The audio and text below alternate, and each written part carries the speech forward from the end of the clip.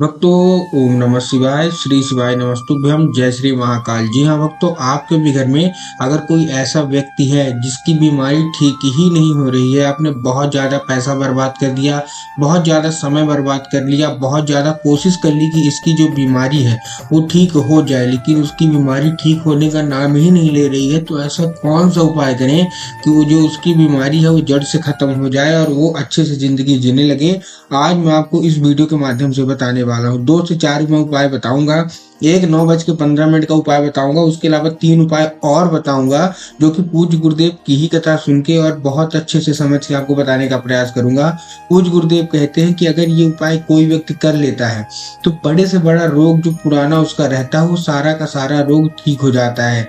कैसे क्या करेंगे पूरा बताऊंगा, ध्यान से उपाय सुनिएगा, ध्यान से करिएगा। अगर आपने उपाय अच्छे से कर लिया तो 100% गारंटी है व्यक्ति का जो भी रोगी है उसका सारा का सारा रोग हटेगा, बरसों पुरानी जो बीमारी है वो भी हटेगा। पूज्य गुरुदेव की जो कथा होती है उसमें जो पत्र आते हैं उसमें तो ऐसे ऐसे पत्र आए हैं कि ये उपाय करने से उनका जो डायलिसिस है वो तक ठीक हो गया। तो आपका भी जो भी बीमारी है जो कि बरसों से चली आ रही है वो सारी की सारी ठीक होगी, ऐसा पूज्य गुरुदेव कहते हैं। तो चलिए हम बताते हैं कि उपाय कौन सा, ध्यान से सुनिएगा। लेकिन उससे पहले चैनल पर पहली बार आए हैं, आवाज मेरी पहली बार सुन रहे हैं, तो वीडियो को लाइक करके चैनल को कर ले सब्सक्राइब, ताकि पूज्य पंडित प्रदीप जी मिश्रा के रोज नए नए उपाय सबसे पहले आपको प्राप्त हो सके। अब देखिए, ध्यान से करिएगा, ध्यान से समझिएगा। मैं आपको बताता हूँ कि आपको करना क्या है। सबसे पहले मैं आपको 9:15 का उपाय बताता हूँ जो कि रात का उपाय है, ठीक है ना। क्या करना है, आपको 9:15 में आपको लेना है 1 लोटा जल, इसमें तांबे के लोटे में। अब ये आप शिव मंदिर जाके भी कर सकते हैं, लेकिन अगर आपको शिव मंदिर नहीं जाना तो आप अपने घर में भी जो शिवलिंग है वहां भी कर सकते हैं, ठीक। मतलब अगर आप अगल बगल आपके शिवलिंग है तो आप जाके वहां कर दीजिए मंदिर में, लेकिन अगर मंदिर दूर है तो आप 9:15 में अपने घर में ही जो शिवलिंग है वहां से कर दीजिएगा। लेकिन कोशिश यही रहे कि आपको शिवलिंग में ही करना है, भगवान भोलेनाथ की फोटो में नहीं करना, शिवलिंग में ही करना है, ठीक। अब आपने क्या किया, आपने लिया 1 लोटा जल। 1 लोटा जल के बाद क्या करना है, उसमें डाल लेना है 1 आंवला। आंवला आप जानते हैं, 1 आंवला मात्र 2 से 3 रुपए का 1 आंवला आएगा, आपको आंवला डाल लेना है। अब देखिए, बहुत सारे लोगों की क्वेश्चन होगा, कंफ्यूजन होगी कि अगर हमारे पास आंवला न रहे तब हम क्या करें। तो कोई बात नहीं, आंवला की जो पत्तियां होती हैं वो भी आप डाल सकते हैं, या तो आंवला की जो डंडी होती है वो भी आप डाल सकते हैं। कुल मिला के आपको उसको आंवले का पानी बना लेना है। क्या करना है, आंवले का पानी बना लेना है, ठीक। मतलब अगर आपको आंवला मिल गया तब तो बहुत अच्छी बात है, लेकिन अगर आपको आंवला नहीं मिल रहा किसी कारणवश तो आपको 1 लोटा जल लेना है। तांबे के लोटे में 1 लोटा जल लेना है, इस चीज का भी आपको ध्यान रखना है। तांबे के लोटे के 1 लोटा जल लेने के बाद आपको क्या करना है, उसी में आपको आंवला डाल लेना है। अगर आंवला नहीं मिलता तो उसको आपने पत्ती डाल लिया या डंडी डाल लिया। उसके बाद आपको क्या करना है, आपको शिवलिंग पे अर्पित करना है अपना नाम और गोत्र बोल के। क्या करना है, जो शिवलिंग है जिसकी आप पूजा कर रहे हैं, तो रात को ठीक 9:15 में आपको क्या करना है, अपना नाम और गोत्र बोल के आपको अर्पित करना है और अपनी जो भी बीमारी है बाबा से वही बोल देनी है कि मेरी ये बीमारी है बाबा, इसको दूर करिए। पूज्य गुरुदेव कहते हैं कि रात के 9:15 में जो भी व्यक्ति उपाय करता है, चाहे महिला हो या पुरुष, उसकी जो भी बीमारी होती है वो बाबा भोलेनाथ अतिशीघ्र हर लेते हैं, उसको जो है तो सुख प्रदान करते हैं। तो रात के 9:15 वाला उपाय आप अवश्य रूप से कर ले। अब हम दूसरे उपाय की ओर चलते हैं। अगर आपकी बीमारी समाप्त होने का नाम नहीं ले रही है तो मैं अब आपको 3 उपाय और बताने वाला हूँ। एक मैंने बता दिया 9:15 का, अब मैं दूसरे उपाय की ओर आया हूँ। देखिए, बहुत सारे लोगों के पत्र आए, देखिए उसमें ये क्या है, आपको लेना है 1 लोटा जल और 1 बेलपत्र। अब आप जो 1 बेलपत्र लेंगे तो आपको ध्यान रखना है कि बेलपत्र कहीं से भी कटा फटा नहीं होना चाहिए, खराब नहीं होना चाहिए, साबुत होना चाहिए, ठीक। और आपने क्या लिया, 1 लोटा जल भी ले लिया। ये लेके आप पहुंच गए कहाँ, शिव मंदिर। जैसे ही आप शिव मंदिर पहुंच गए तो आपको करना क्या है, देखिए सबसे पहले तो आप ये किसी भी दिन कर सकते हैं, सोमवार, मंगलवार, कोई भी दिन आप कर सकते हैं। कोई जरूरी नहीं कि आपको सोमवार के दिन ही करना है, कोई भी दिन कर सकते हैं। आपने क्या ले लिया, आपने लिया 1 बेलपत्र, बेलपत्र के साथ आपने लिया 1 लोटा जल। एक चीज का ध्यान रखना है, जब आप एक लोटा जल लेंगे तो अपने घर से ही एक लोटा जल लेके जाना है, आपको मंदिर परिसर से नहीं लेना है। ठीक, अब आपने ले लिया, पहुंच गए कहाँ, शिव मंदिर। शिव मंदिर पहुंचने के बाद आपको क्या करना है, सबसे पहले तो आपको जो आपने बेलपत्र लिया है, सबसे पहले आपको बेलपत्र अर्पित करना है शिवलिंग पे। ठीक, अब जैसे ही आप बेलपत्र अर्पित कर दिए शिवलिंग पे, उसके बाद आपको उत्तर दिशा की ओर मुख करके, क्या, उत्तर दिशा की ओर मुख करके आपको एक लोटा जल अर्पित करना है। जैसे ही आप उत्तर की दिशा की ओर आप मुख करेंगे, मतलब आप खड़े कहाँ होंगे, दक्षिण दिशा में। दक्षिण दिशा में आप खड़े होंगे, आपका जो चेहरा होगा वो उत्तर दिशा की ओर होगा, और आपको श्री शिवाय नमस्तुभ्यम का जाप करके क्या करना है, जो एक लोटा जल है वो आपको अर्पित कर देना है। ठीक, अर्पित करने के बाद आप क्या करेंगे, जैसे ही अर्पित करेंगे तो मन ही मन बाबा से उसको औषधि के रूप में मांग लेना है। कहाँ के रूप में मांग लेना है, औषधि के रूप में बाबा से मांग लेना है। अब क्या होगा, अब जब वो जल जलाधारी से नीचे गिरेगा तो साधारण जल नहीं रह गया, अब वो क्या बन गया, अब वो औषधि का रूप बन गया।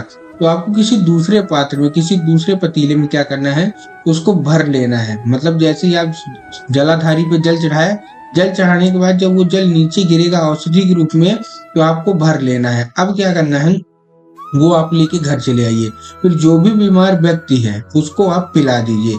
पूज्य गुरुदेव कहते हैं कि मात्र 2 से 2.5 महीने अगर आपने उसको ऐसा ये जो जल है वो पिला दिया, तो उसकी जो भी बीमारी है जो कि वर्षों से ठीक ही नहीं हो रही है, मात्र ये पानी पिलाने से, मात्र ये औषधि वाला जल पिलाने से समाप्त हो जाती है। तो ये उपाय आप अवश्य रूप से कर ही कर लें। फिर जब हम तीसरे उपाय की ओर आते हैं तो ये भी बहुत खास उपाय है, इसको भी आप ध्यान से समझिएगा। इसमें आपको चाहिए क्या क्या, ध्यान से आपको करना है। इसमें चाहिए आपको 1 लोटा जल। ठीक, अब 1 लोटे जल में आपको क्या करना है, 2 दाने आपको डाल लेना है चावल के। इसको ध्यान से करिएगा, बहुत ही बड़ा उपाय पूज्य गुरुदेव ने बताया है। बहुत लोगों के पत्र भी आए कि उनको बहुत ज्यादा फायदा हुआ है। क्या चाहिए, 1 लोटा जल चाहिए, और 1 लोटे जल में आपको क्या चाहिए, 2 चावल के दाने। चावल के दाने साबुत होने चाहिए, अच्छे होने चाहिए। ठीक, उसके बाद आपको क्या करना है, उसके बाद आपको चले जाना है 3 पेड़ के नीचे। कौन कौन से, पहला आपको जाना है बेलपत्र के पेड़ के नीचे, तो वही लोटा जल, मतलब एक ही लोटे जल को पहले आपको थोड़ा सा जल बेलपत्र के पेड़ के नीचे अर्पित करना है। क्यों, क्योंकि पूज्य गुरुदेव हमेशा बताते हैं कि बेलपत्र के पेड़ के नीचे स्वयं माता पार्वती का वास होता है। तो आपको क्या करना है, बेलपत्र के पेड़ के नीचे आपको थोड़ा सा जल अर्पित करना है। वही लोटे का जल आपको थोड़ा सा पीपल के पेड़ के नीचे आपको अर्पित करना है, और वही थोड़ा सा जल आपको आंवले के पेड़ के नीचे अर्पित करना है। अगर आपको आंवला के पेड़ न मिले तो समी पत्र के पेड़ के नीचे। तो कौन कौन से पेड़ हो गए, देखिए, पहले आपने 1 लोटा जल लिया, फिर उसमें अपने 2 चावल के दाने डाल लिए। चावल के दाने डाल के आप पहुंच गए कहाँ, सबसे पहले आप बेलपत्र के पेड़ के नीचे पहुंच गए।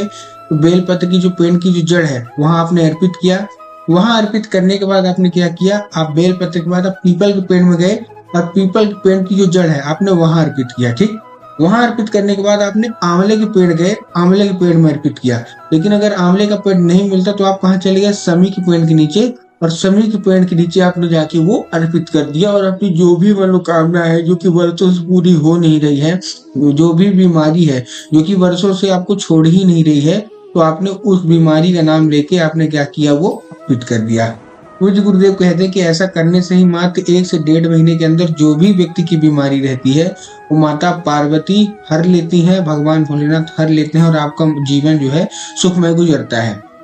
अब हमारा जो है लास्ट जो उपाय है उसको ध्यान से समझिएगा, उसको कैसे करना है, ये मैं आपको अंतिम उपाय बता रहा हूँ।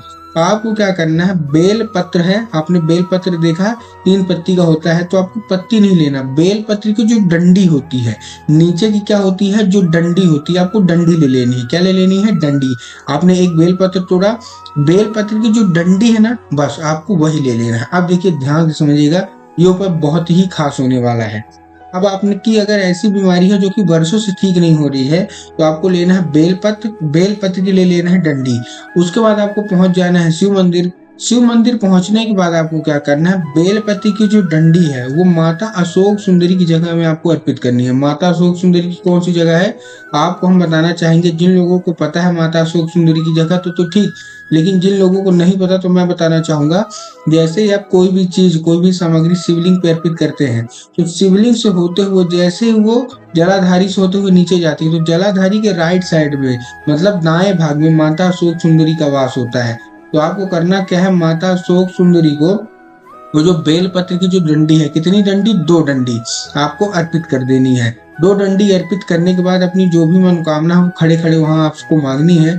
उसके बाद आपको क्या करना है, वही डंडी को आपको खा लेना है, चबा लेना है। पूज्य गुरुदेव कहते हैं कि मात्र हफ्ते में जो कोई भी व्यक्ति 2 बार भी ये उपाय करता है और उस डंडी को चबा चबा के खा लेता है, उसकी बड़ी से बड़ी बीमारी माता शोक सुंदरी हटा देती है और उसका जो जीवन है वो सुखमय गुजरता है। तो उम्मीद करता हूँ 4 उपाय आपको समझ में आए होंगे। अच्छे से मैंने समझाया है। 9-15 का उपाय बताया, उसके बाद चावल का उपाय बताया, उसके बाद 3 पेड़ का उपाय बताया, फिर माता शोक सुंदरी का उपाय बताया। तो उम्मीद करता हूँ वीडियो अच्छी लगी हो। वीडियो अच्छी लगी हो तो वीडियो को लाइक करके चैनल को कर लें सब्सक्राइब, ताकि पूजनीय पंडित प्रदीप जी मिश्रा की रोज नए नए उपाय जो कि मैं उनकी कथा से सुनता हूँ, श्रवण करता हूँ, सबसे पहले आपको प्राप्त करा सकूं। और आवाज अच्छी लगी हो, उपाय भी अच्छा लगा हो तो कमेंट बॉक्स में हर हर महादेव अवश्य रूप से लिख दें।